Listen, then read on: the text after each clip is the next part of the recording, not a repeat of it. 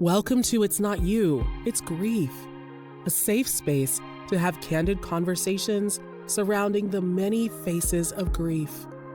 How do you handle the process while moving forward and ultimately getting back to living in the moment? Come on this journey as we navigate grief through the art of storytelling. And now for your host, Ahira Smith.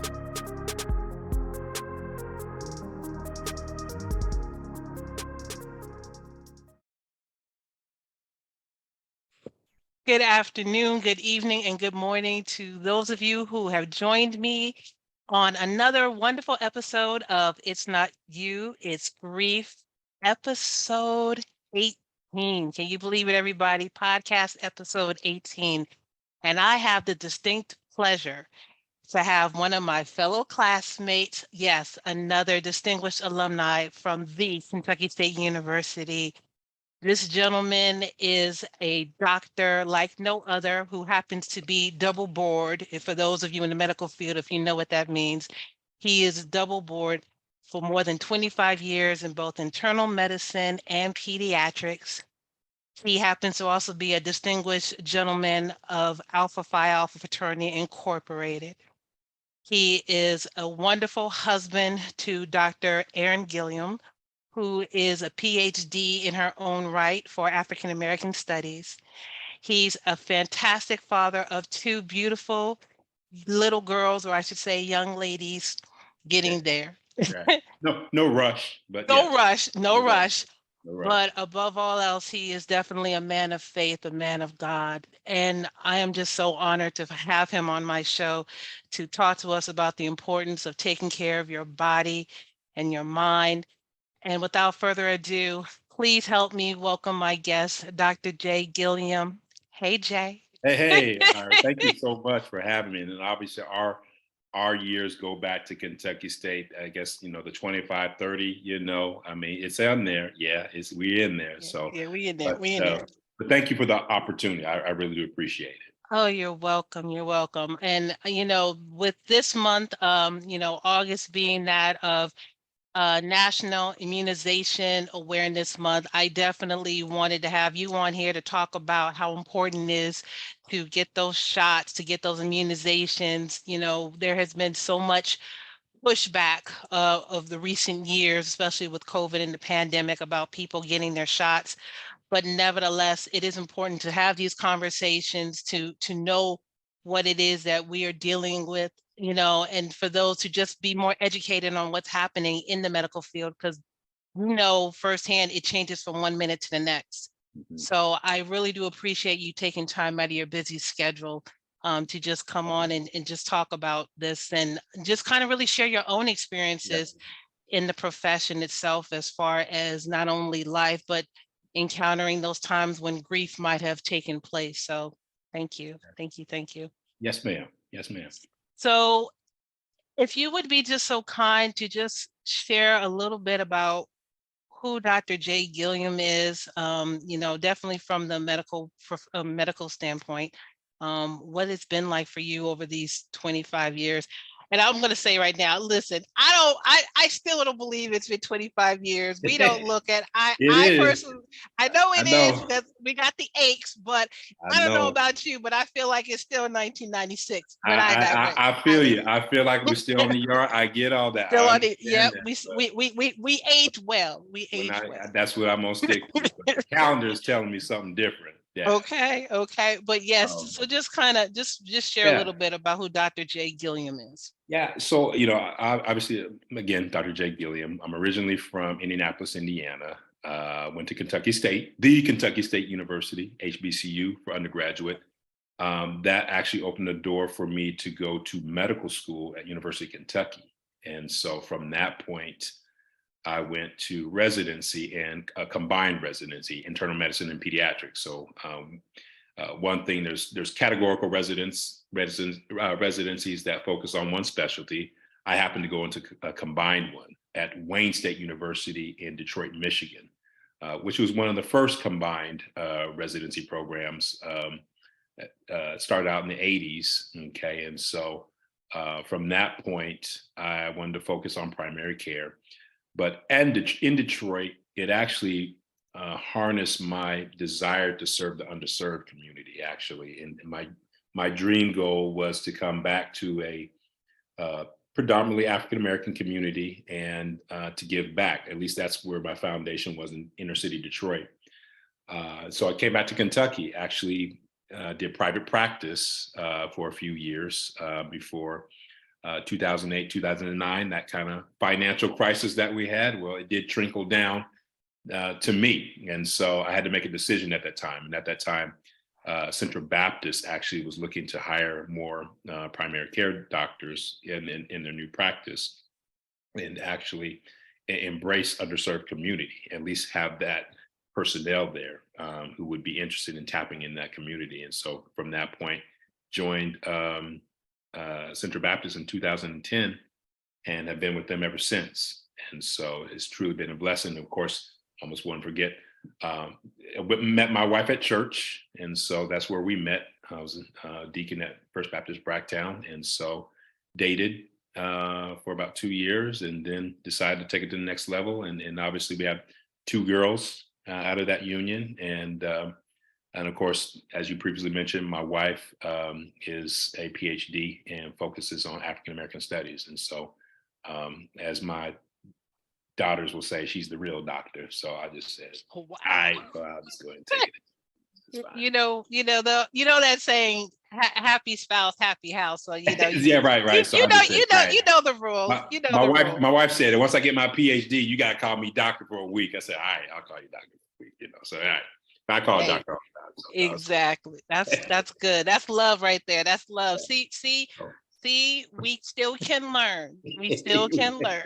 Right. Yeah. So tell me, how has it been for you in terms of balancing your role as a doctor and that of your family? Especially when duties call. How do you find the balance between the two? yeah, one thing that I've always put an analogy is the hat system, and this I share this when I'm counseling patients. I think we can see the image of the sitcom, whether it's All in the Family or the Jeffersons, where George Jefferson comes home, or Al comes home, and there's a actually area where you can hang your hat. You don't see that nowadays. I'm probably dating myself on this, but your secret's safe with me. We did. no, it's not anymore now.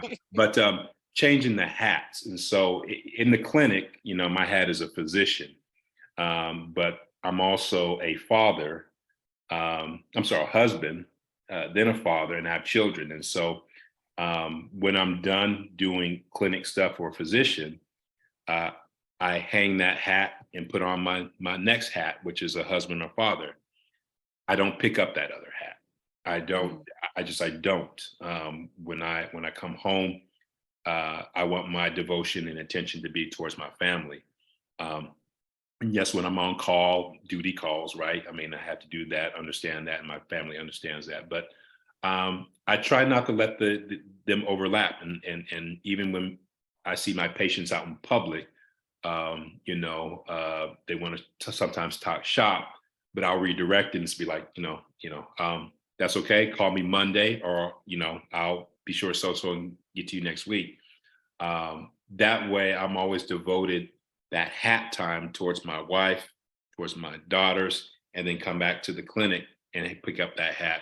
But I use that analogy when people have difficulty with balancing it, or I got to do so much. You just need to know where your boundaries are and not let that overextend. And so that's kind of been my motto actually for 25 years here, 20 plus years. And it has worked. It really has. Okay. So when you have come in contact with some of those patients, those clients that haven't had such good health workups, or haven't had such good health news, and they may be taking the news hard or having some difficulty processing the grief. As a doctor, how do you try to maintain that composure without getting caught up in the other person's grief? And I'm sure you have encountered your own type of grief in your role, but how do you try to keep that boundary in place? Well, one thing I do is, and it's been also a philosophy that I've had teaching medical students and residents is, um, if there's always this misnomer that you shouldn't wear your heart on your sleeve, or else they'll tug at it, and you might get your Mm, feelings hurt. But my philosophy is always leave your heart on your sleeve so that the patient can know that you're real. mm, And what I mean by that, I think a lot of times in the clinic scenario, there's always this distance, right? The patient's sitting on the table or mm, sitting and I'm at the computer. So there is this distance. Um, but there is some vulnerability when the patient wants to open up about something, yet there's no humanitarian response from the doctor. It's mm, okay, just okay. Well, I'll go ahead and do this. I think we should start you on Lexapro. This, and just keep it going. But there's no time to really dialogue and to go a little bit more deeper. mm. And if it's a personal touch, given the situation, one thing in medical school they always taught us is the power of the touch. To extend out a hand or to extend out a palm or a hand or grasp a hand and get the tissue or you know those are ways that you can extend yourself and know that, or have the patient know that your feelings are genuine and real. And sometimes you sympathize or empathize, especially if it's a scenario that you have been through.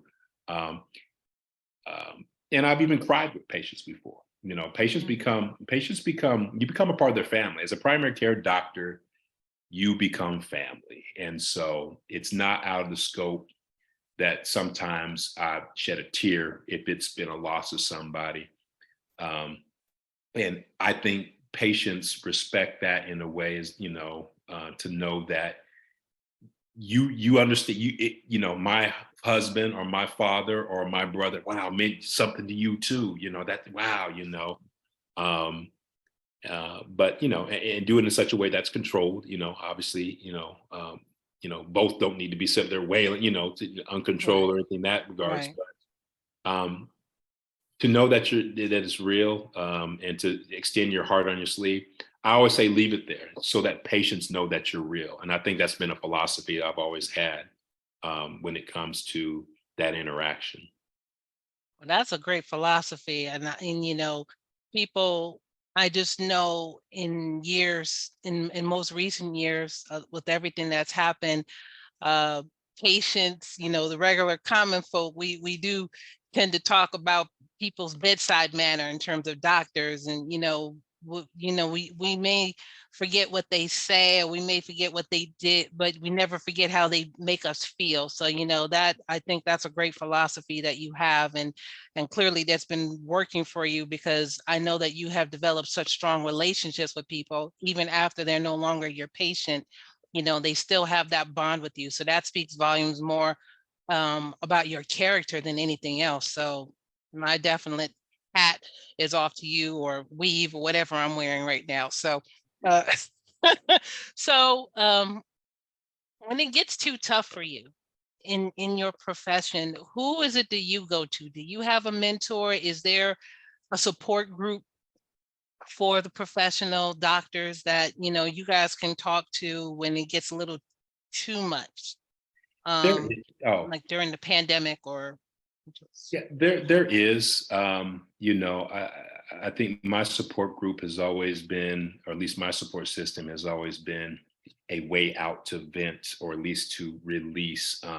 The hat system works good for me, and if I've had a bad day, it was a bad Thursday, but tomorrow's Friday. Blessed to come back to a family, to see my wife, to see my kids, especially my kids. My kids, have a way of.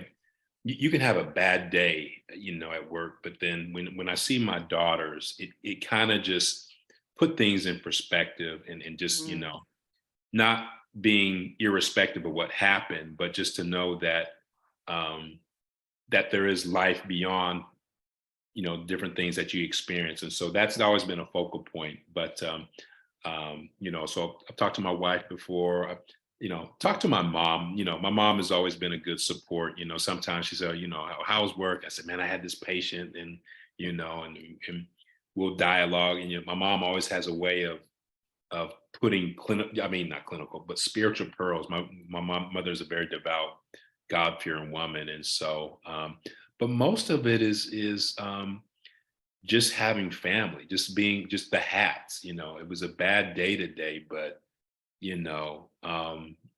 I'm filled with other outlets. Medicine is not my primary focal point. It's a ministry. It is something where God has put me in a position to minister to others. But there's other things in life that God has put in my place to occupy my purpose in order for me to have an outlet. Because as I tell with medical students and residents, today was bad, but tomorrow other people need you. And when you see that, a bad day Thursday, but Friday was a good day because, whatever it was, it's like, yeah, I'm here for a purpose, and life continues. And so, but yeah. Do you feel that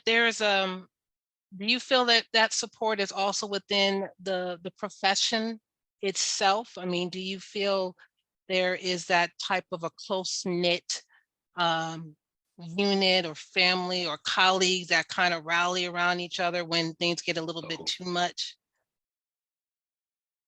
Ira. Yes? Hello? You're frozen. I'm not.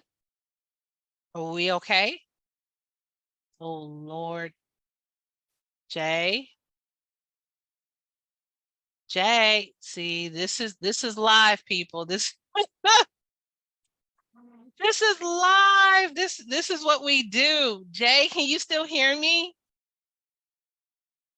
Jay. Hold on, folks. We're going to take a quick intermission. Clearly, there's some technical difficulties. You froze on me. He's saying I froze on him, but he's frozen on me. Okay. Hold on, people. We're going to come right back. Known to do that from time to time. I'm sorry. Could you repeat? I'm sorry. Could you repeat that? Could you please repeat what you just said? I'm sorry. What'd you say? I said us alphas have been known to freeze up certain technology from time to time. So. Oh man! So all right. So back to the regular. Oh my God! Okay. All right. Okay. Yeah. All right. Okay. I'm sorry. Shout out to the alphas. Ooh, y'all froze in time. Okay. Right. No. Sorry. No. So, but to answer to repeat the question, did you have a support within the profession? I know you got it at home with wifey and your beautiful daughters and your mom. How about that same type of intensity or support within the field itself? Do you have that? Do you feel? We at our clinic, it's almost like a away family, and so what you'll find is you start out as employee, but life happens. Within our clinic, we've had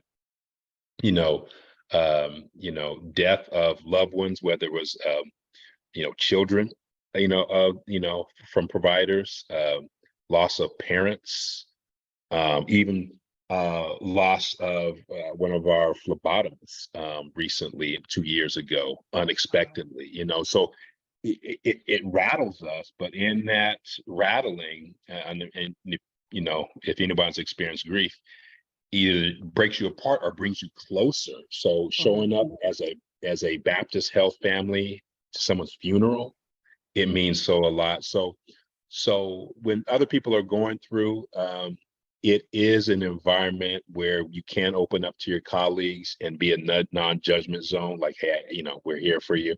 And obviously at Baptist Health, which is Baptist is a strong Christian organization. And so, we have devotion before our clinic meetings. And so it's nothing to, hey, can you pray for me? So there's it's very welcome to that. And so, and then professionally, obviously during COVID, there was opportunities where they did offer, hey, if any physician is experiencing burnout, there are things available for that. So yeah, so those things are available there.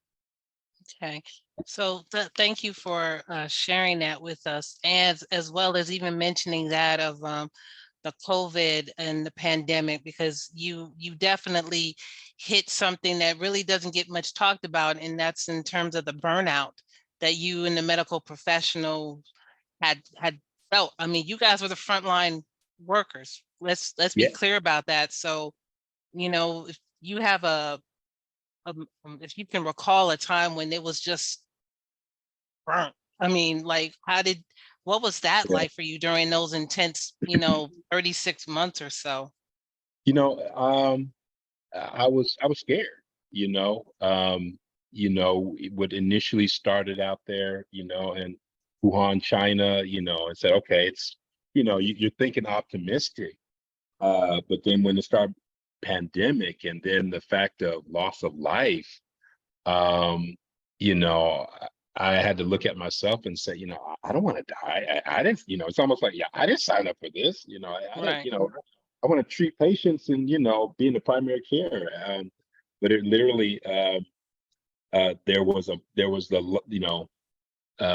possibility of the unknown, and I'm talking this is before vaccines, this was in the beginning where, um, yeah, wearing masks, but wearing masks wasn't good enough. I mean, people were dropping like flies, and colleagues. I lost two of my colleagues, dear colleagues, to COVID. And hit me hard, like wow, same peers and everything, like they died of this, and so I didn't want to bring it to my family. I even had I mean, I'll just be honest. I had a discussion with my wife, which was very sobering. Look, if something happens to me, Mhm. updating I mean, it was bad. Even protocol where like I'll sleep downstairs, in the basement. I don't want the girls to get this. I mean, I was taking off my clothes, lights. I mean, just anything. And it was very, very hard. It really was. Um, and so what got me through it was obviously God and my faith and stuff, but um, working with my colleagues, we laughed, we made, the workplace fun and enjoyable. I mean, yes, we took our mind off of that, but there was a season during that time that I was scared.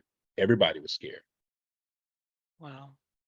And you know what? I appreciate your transparency on that, because this is the side we don't hear about. We just think that, oh, okay, well, they're just here to collect a paycheck or, throw some medications our way and just send us off our merry way without having any type of real bedside manner. But you are laying it out there that it was scary for you all as Scary. I mean, because even though you had a responsibility as a doctor, as a medical provider, you were also a human being. You were also a man. You were also a husband. You were a father. You were a brother, a son. So all of that, was definitely on your mind. So I appreciate your transparency with that, just at that particular time, because it wasn't easy on anybody. No, it It wasn't. It it wasn't. there was no cakewalk with this. Nobody was immune to it. Either you might have been exposed to it, or somebody who been exposed to it, and it impacted everybody. It really And one of did. the things that, and to combat that, I know that, one of the things that I took it upon myself, and those people who probably know me out here in Kentucky, is I said, during this pandemic, you know, we're not going to be lost to this. I'm talking about African Americans. I'm going to do so. So that was my sense of control, was to study up about COVID, read about COVID, the vaccines. And so I started doing podcasts, public people, new Channel 18 News, one that talked to me, and I volunteered to do it. And so people got to the point where, I mean, I was, um, uh, the face of COVID as far as medical personnel out there. And but that was my way of taking some control. Either sit there and be scared, or no, we're gonna beat this. If anybody needs to know, this is the African community that needs to know about this. With our history of ill relationship with the medical community, the Tuskegee experiment, all that. I said, no, we got to do something. We can't be lost in this. And so that kind of amped me up, like a control. I was scared, but I was like, I was adrenaline. We got to fight this. And so that actually allowed me to be that. I mean, I think somebody said I was a kind of the mini Sanjay Gupta for a minute there, and I took it because I was literally on the news once a week talking about it. Either about people wanted to know about the vaccines, and so I did that and did talk shows on it, and so I was embracing that and being fearful at the same time. But for some reason, clinging on to that actually gave me a little bit more courage, because it was just like, nah, man, we're going to do this. And then the vaccine started saying, okay, let's go, let's do it. I was first one to get the vaccine. I videoed it, streamed it. I was being transparent because I want my people to see, I'm not going to ask of you that I'm not going to do for myself. Right. And my kids, I videoed, I got that when the COVID, when the restrictions started coming down younger and younger, let's go get our COVID. And people were so appreciative of that. And so that was my sense of getting control of it.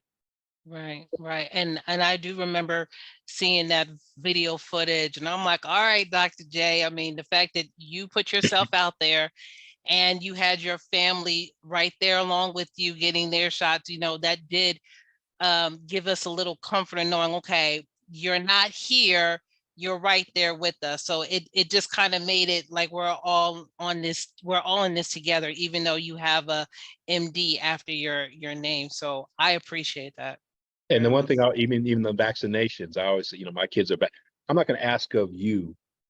I'm not going to ask of you to do for your own that I'm not going to do for myself. My children have all the vaccines, children's school age vaccines, up to their age, and I'm not going to sit here and say you should get your COVID shot, and I ain't got my COVID shot. Like Right. Some of my colleagues were doing, like, yeah, you should do that. You got your COVID shot? No, I ain't gonna do it, man. I'm not gonna do it. Oh, wow. No, I'm not. I'm not. I'm not going to ask of you that I wouldn't do for my own brother, sister, mother, or father. And I even put that into some of my engagements in clinic. Even when it gets really, really emotional, and what do you think I should do, Dr. G? You think I should do this test? I don't know. I said, time out. Can you be my mother? Can you be my father for a minute? I say, okay, yeah. Dad, would you please go get the test? Mom, would you please go get the colonoscopy? And I just make it real right there. And so I've always been that transparent on there. I'm not going to ask of you that I won't do for my own. Right, right. Do you feel like, since we're going into the immunizations and vaccination topics, do you feel like people are more inclined to get their vaccinations now, regardless if it was COVID or say the flu? Do you feel, since the pandemic, that people are like more inclined to do it, or is it still that pushback? And it's actually a two-part. Do you see that happening, and do you see it differ with generations? I see less of it. So the first question, yes, it's real, but I saw less of it as the pandemic went on. And I think that was just because the information was getting out there. What I found is you won't do for yourself or willing to sign up until you know until you become knowledgeable about it. Okay.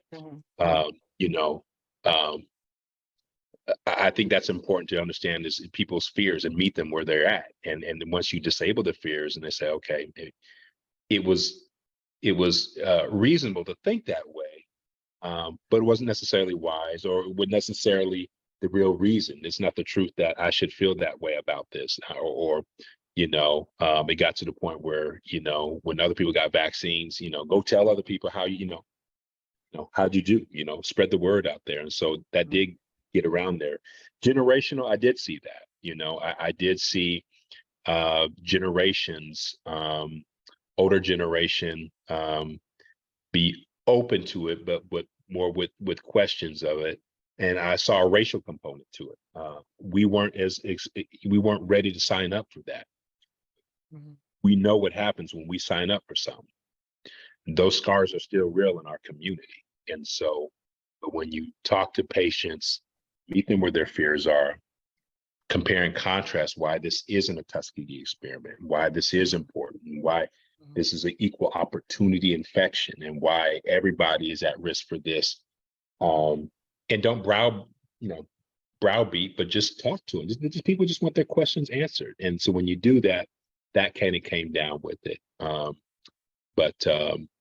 And of course, younger generations, I think we're a little bit open to it. There was the political vice there that happened during that time, but more younger generations, internet savvy, to get research and follow up upon it. And so I think it has opened up. I didn't see that much kickback as the pandemic went on. More people were opened up to it as they saw other people and saw the reality was that, COVID is here to stay. COVID is a potential killer. I don't want to die. So it can be preventative. So I'm going to sign up. Absolutely, absolutely. So you also brought up a good point about, the fear, particularly within our community about, signing up for something and, just of the unknown.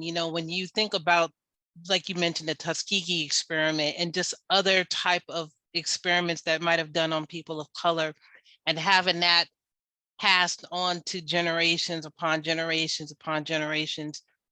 Do you also get a sense the grief and the loss that had taken place with that of our elders was also passed down when it comes to medicine and people taking care of themselves health wise?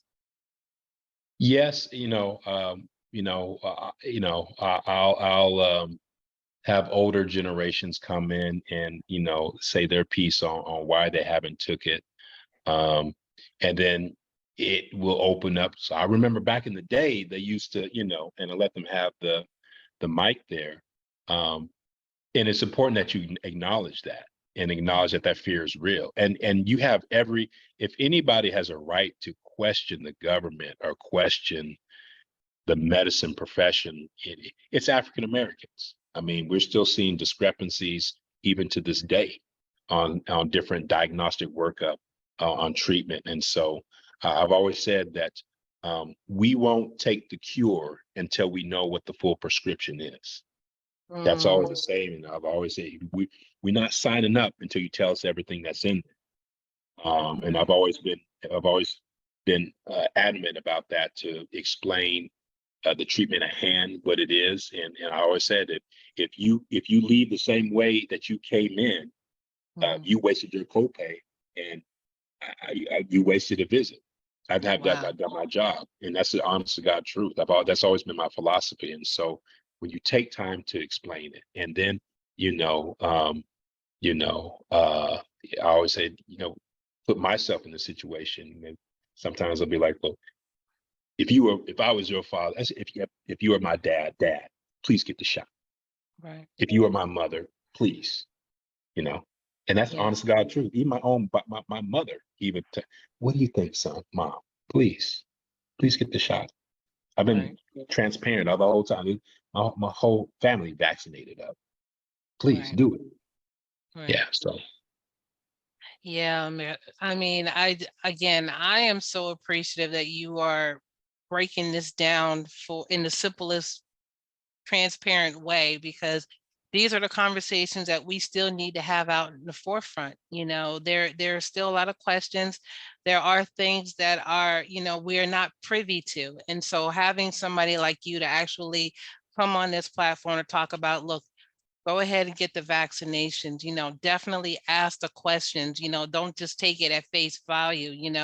That's just like people talking about a book, like, oh, this is what the book says. And we're like, well, did you read it for yourself? Did you do the research? Did you check the author? So it's important.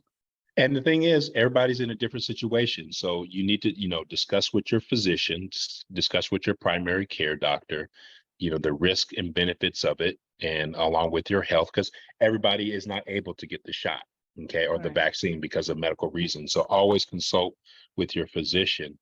But I've always been adamant about us taking control over the visit, come in there with your questions, I always, patients will come to me, oh, Dr. Gilliam, I'm sorry, I'm a reader, but I saw this on Google. I said, I ain't scared of your Google research. I'm not. If your physician is, I ain't scared of no Google. Come on, Google. if your physician is scared of your Google research, you need to find a new physician. Oh, I wow. mean, I welcome it because at least you're researching it, the Right. curiosity of it. And if you come to the classroom, the clinic, and we Hmm. can dialogue that, I can at least see where you're at educational wise on the topic. I can either support what you saw or Hmm. refute it or in between, and you come back better educated about it. So I'm a reader too.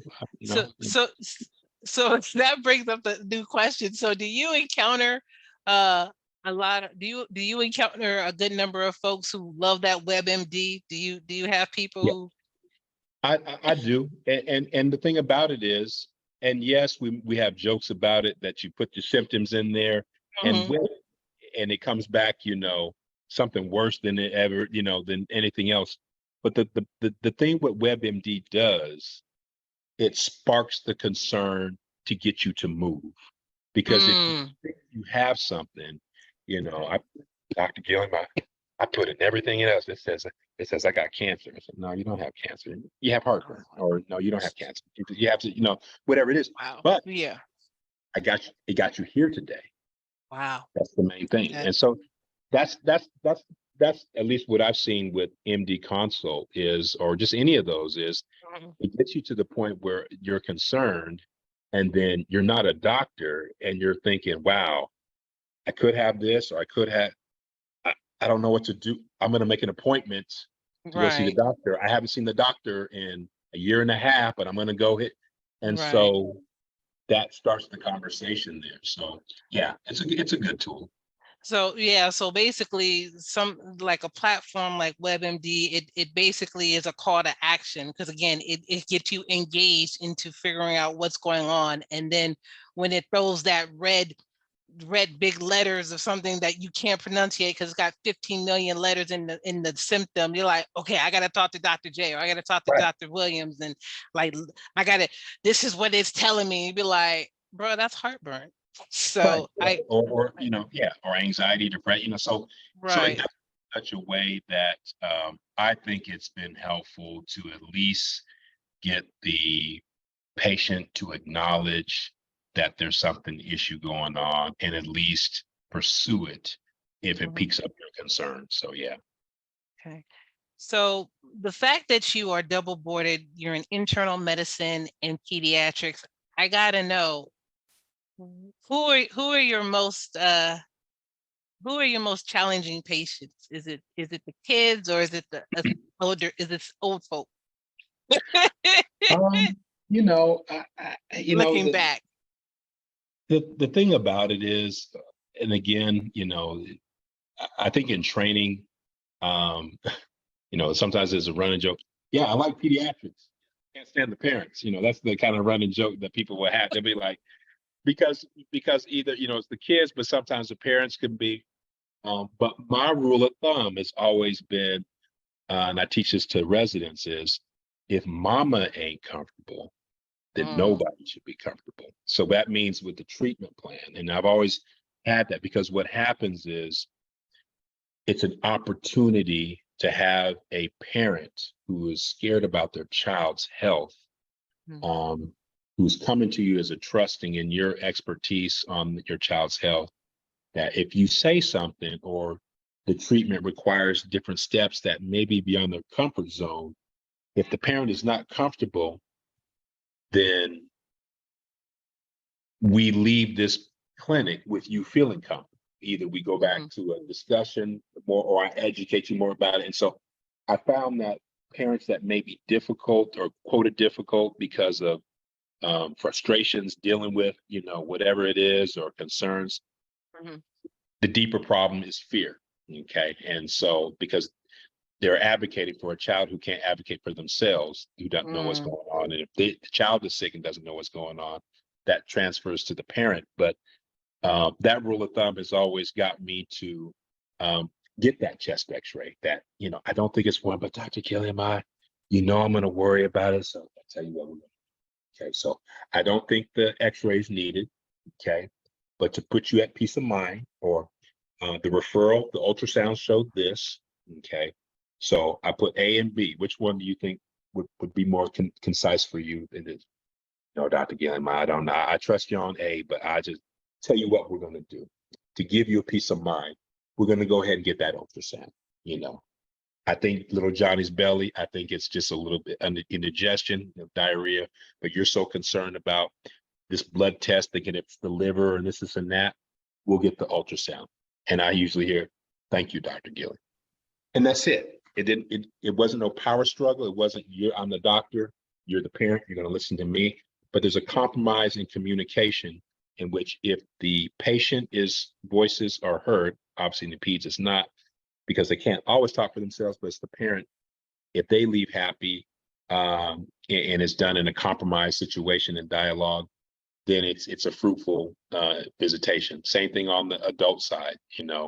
We're talking about grief in here. It's one thing if a patient comes in for a sinus infection and they casually told you about their father dying, or it's been a rough week, Dr. J, and tearful, just like, I don't know. I don't know if I can make it anymore. Okay, well, here's your amoxicillin.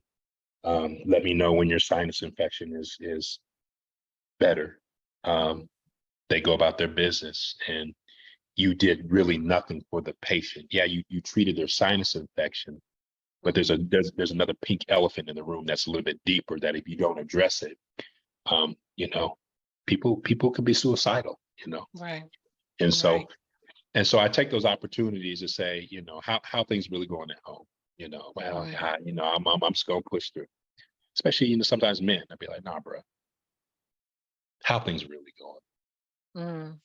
Waterworks, tears. Mm. It's okay, bro. I understand it. Hey, you're in a safe space. You can, I know, just tell me about it, And um, so all that to say is, the clinic is an opportunity to address the whole patient and listen to the patient and their fears and concerns that may go beyond their blood pressure, may go beyond their diabetes, they may say a little something, even body language, say, you're not all right. Come on, man, you're not, you can talk to me, Right. I know you, I've been knowing you for 10 years. Yeah, man, I'm gonna be all right, man. I'm like, no, you're not, man. And so, yeah. And thank you for hitting that. Thank you so much for just putting it out there, because that leads me to my next question. When it comes to men and grief in your field, do you see nowadays more men feeling comfortable to express their grief and loss to you as another brother or as another man in the medical field? Because let's be clear, in our community, we didn't always trust doctors, let alone doctors who look like us, especially if we look in historical context. So do you feel nowadays that you seeing more men be open about what's bothering them in terms of their grief and loss with you, or just with other colleagues as yourself? I have, I actually have, there was a stint during COVID, that men were opening up, and I just needed to talk to somebody. And yes, it does help when other family member are pushing especially if their spouse or significant others. Once we see, it's one thing to try to boil things, take things on your own ownership, but when it starts affecting different things of your value, especially loved ones, your spouse or significant other, it's like, man, I don't want to lose you because of this. Okay, I'm going to go talk to the doctor. Um, but I always put out there that it's okay. It's okay to cry, man. It's okay, man. Man, let it out. It's okay. And if I can empathize, if I find a transparent, connection with them, either my life experiences, I share that too, and so that again, my heart is on my heart is on my sleeve, so I know that that I know about the loss of a father, and so I know exactly what you're going through, and so um, I, I use that as an opportunity to say that you're in a safe place, bruh. Let it out. It's okay. And so, um, so it has been a good experience that I've seen during COVID. So, Good. I'm so glad to hear that. So definitely, for those who are listening and that can connect with you in terms of being a man and just with their grief and loss, the fact that you too can just say it's a safe space, you can let it out. We don't have to hold this old mantra and be like, don't say nothing, keep it in, suck it up and just keep going, because you're doing more harm than good. You and I both know people who don't let it out. Stress is a number one factor for a lot of the health issues that are out there. So the fact right. that you, as a medical professional, are saying it's okay to talk about this, let it out, talk to someone, that resonates to me on so many different levels.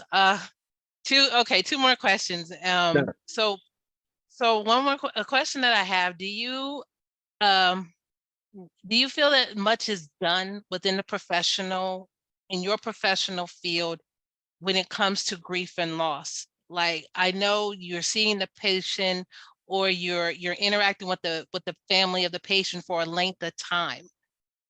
And then something might have happened where it didn't go as planned. And then, you have a grief situation and or a loss.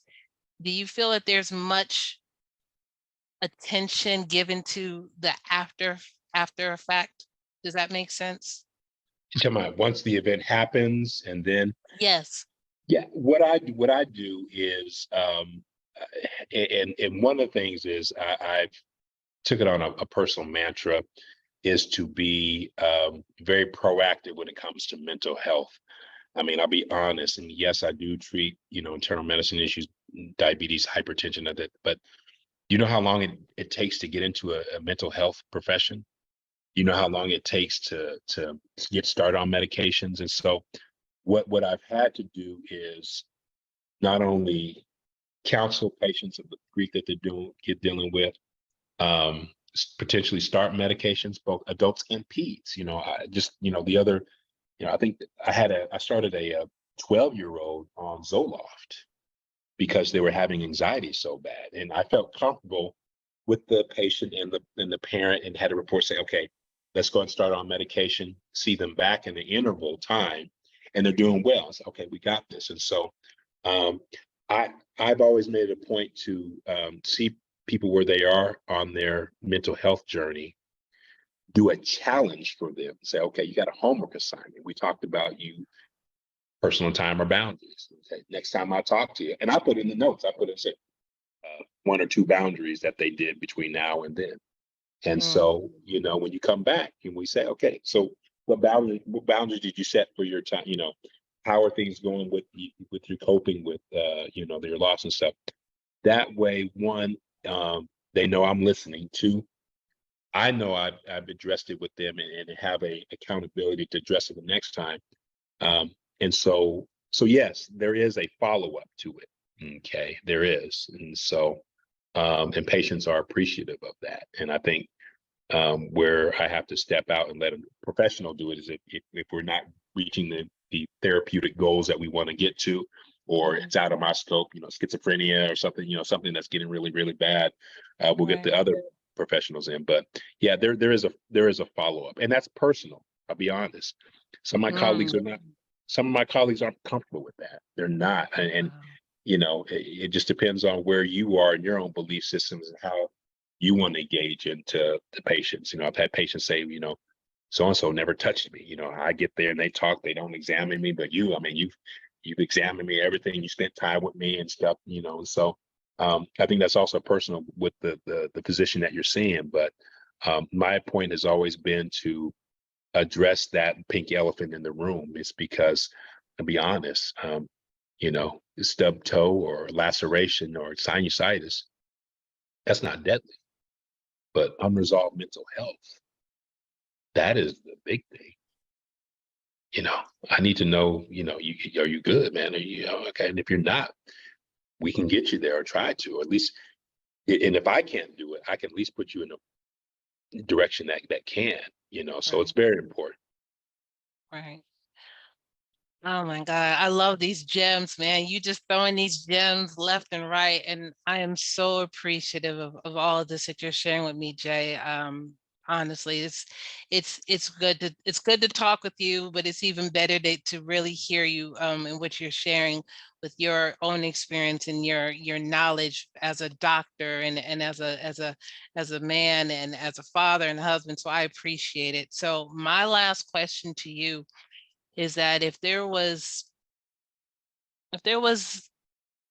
a message that you wanted to share out there regarding grief and loss from your perspective as a profession, as a doctor of internal medicine and pediatrics, what would it be? And on top of that, what is your what is your own hat, I should say, when it comes to grief and loss to those who are not comfortable within getting close to doctors?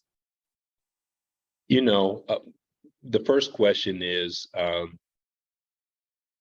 it is, and I think it is um, and I'll share my faith. It's a very sobering, but it comes from the book of Ecclesiastes, you know, a time and a purpose under heaven. And if you've ever read that, and you know, and Solomon who wrote that, one of the wisest kings who wrote that, it literally encompasses everything. There's a time and a purpose. There's a time to be born. There's a time to die. I mean, it starts off like that. You're like, yo, wait, whoa, whoa, whoa, whoa, whoa, whoa. I mean, a time to laugh, a time to cry, a time to embrace, a time to refrain from it. I mean, it encompasses that. And so what I would just say is, and I think I put that on Facebook. I shared about my dad dying and had a heart attack. Talked to him 3 days prior to that, and didn't think I would be able to get through that, because all the other times I've always had other people come up losing parents. I'm just like, man, that's messed up. You know, I don't know what I would do if that would happen. I don't know what I would do if I don't know what. Well, none of us really know what we're capable of going through in that situation. And so grief is coming to us all. There is a time when that's going to be there. And so the one message that I would share is, in your grief, you know, have your surrounding soldiers of people that can lift you up during that time. And if you don't have anybody, seek professional help, okay, in that aspect, you know, whether it's, you know, going to church, being closer to God, which I highly recommend, because that literally was the only thing that got me through my dad's death was my relationship with God. But the other thing is, know that you're not going through it alone, okay, and to have that support system there. I always tell patients that grief and emotions is like a bad dinner guest. You show up and you have the dinner and everything all made and everybody's having a good time, and there's that knock at the door, and you look at it and you kind of just try to ignore it. Everybody's like, hey, aren't you going to get the door? No, don't worry about it. He'll go away.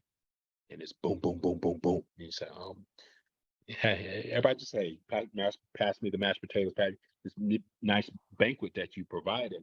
And then it's a boom, boom, boom, boom, boom. So you get up, excuse me, go open the door, and it's grief. And you say grief and say, come on in, you can stay for a little bit, but you got to leave. So I use that analogy is that if you don't deal with grief in an opportune way, it'll show up in your life. at the most inopportune time, and in a time where you don't want it to be there. But as you allow grief to come in and deal with it, that knock at the door will get lesser and lesser, and the guests will show up, and it's just leading to the point where you provided the banquet and you don't hear the rap anymore. Okay, you've dealt with it.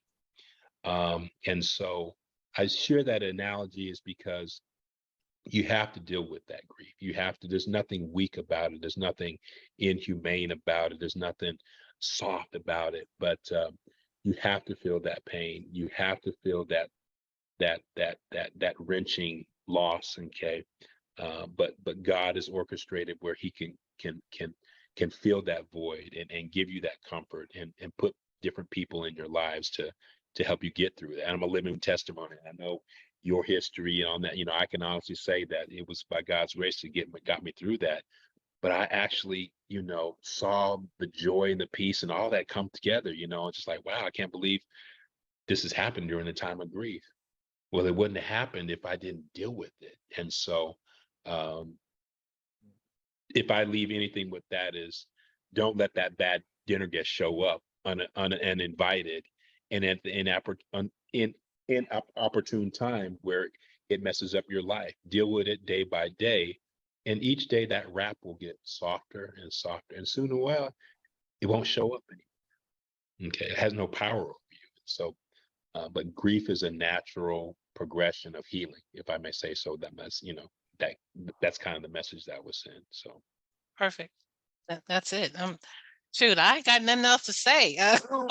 You eloquently put it in such a way that it definitely resonated with me. It painted the picture.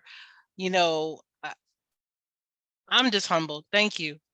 Thank you so much, no, Jay. thank you for the We opportunity. No, this is great. I am so humbled that you shared that with me, because I couldn't have asked a better way to close this segment out with someone of your caliber. And again, I know that what you do is truly a labor of love, and it's not for the faint-hearted, but you have such a big heart to want to help those, especially those of us in the African American community, when it comes to being better, not just on a physical level, but also on a mental and of course a spiritual level. So there are so many components that that make up us as an individual on that holistic touch, that your assignment has clearly been, it was already done before you even got here, and you're clearly still on your path. You're still on your assignment. You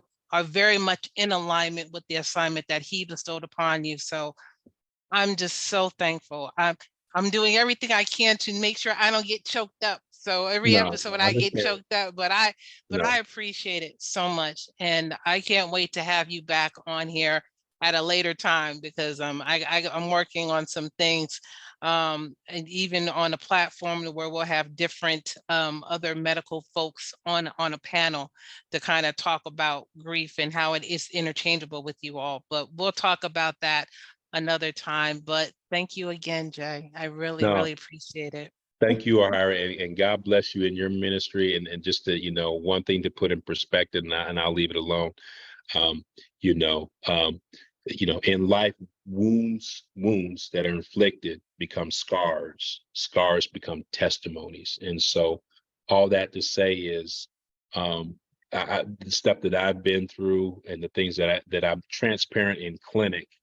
Um, was not just for me, but it was to share that with somebody. And I would encourage anybody who's listening to this grief that they're going through, that God gets you through that.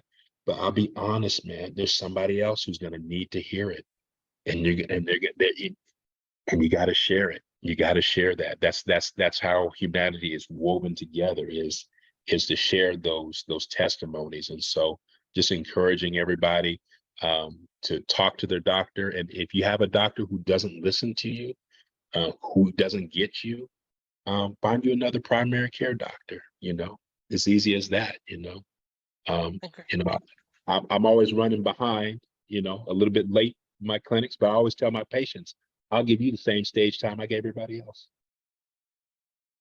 And that speaks volumes. It really does. So I thank you. And you're right.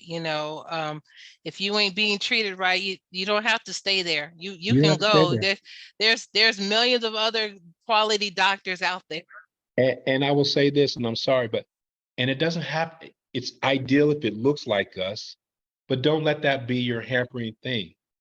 I got to see me a Black doctor, and then in whatever shape and form that comes, it can be white, and whoever will listen to you and treat you and treat your concerns. But yes, I mean, ideally, it would be nice I think, to have that bond there. There's a lot of stuff that we face, but the key thing is making sure that you're heard and that your issues are addressed and concerns. Because you are the star. The patient is the star. I'm here as an advocate, but it's all about you. And so I'm here just as a coach and to enlighten medically. But when it comes to grief and anything that's on your concerns, you have to make sure that your doctor is actually listening to you and that you know the treatment and plan when you leave. Okay, that's open to that. So, but that's all I would say. So. No, that's great. That's great to hear. We have to be reminded of that, because we do matter as a patient, and we have to not only be seen, but we got to make sure we are being heard, because that's how people take a different turn. So again, thank you so much for joining me. Okay. Dr. J, I see you, brother, and I hear you. So thank you. Just let me know. Let me know if there's other topic that you want me to do a hire. I'm here, girl.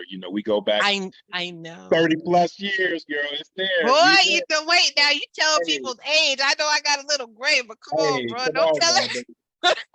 K-State, man. No. This is what we do. This is what we do. And for those of you who joined us today on this special episode, all my episodes are special because I got special people on my show. I don't have nobody but special folks. But thank you so much. And again, please make sure you definitely see your doctors, get those vaccinations, ask those questions, listen to your body. If something don't feel right, get it checked out. You can go to WebMD if you want to, but if it prompts you to go to see somebody like Dr. J or whoever it needs to be seen, do it. There's no excuses, because there are excuses, but we're not going to talk about that right now. Yeah. So there's just way too much information out there for you not to go and take care of yourself. Okay. So when it comes to this thing called life, there may be times when you feel lonely, but just know you're not alone. There are people here to support you. And on that note, thank you so much, everybody. Thanks, Dr. J, and God bless you all. And we'll see you next time. Thank you. Thank you. Thanks, Thank Ohio. you. Appreciate it. All right. Take care. All right. Bye. Thank you for listening, being intentional, and sharing this moment with us. We at It's Not You, It's Grief deeply understand the many facets of grieving, and we want to make sure we can be here for you. Again, thank you for listening, and tune in again wherever you subscribe to podcasts. We look forward to seeing you next time. Be well.